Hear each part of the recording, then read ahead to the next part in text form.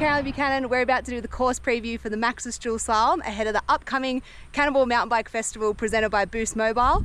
I'm Caroline Buchanan, I'm going to be on the red side. I'm Zoe Miklas and I'm going to be testing out the blue side.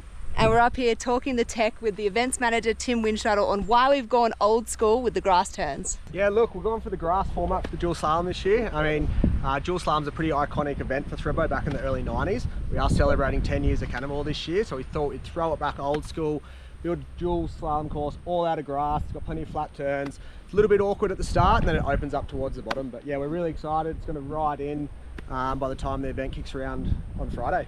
All right, we're dropping in. These top two turns are probably the most technical on course. So trying to get high so that you can give yourself plenty of time.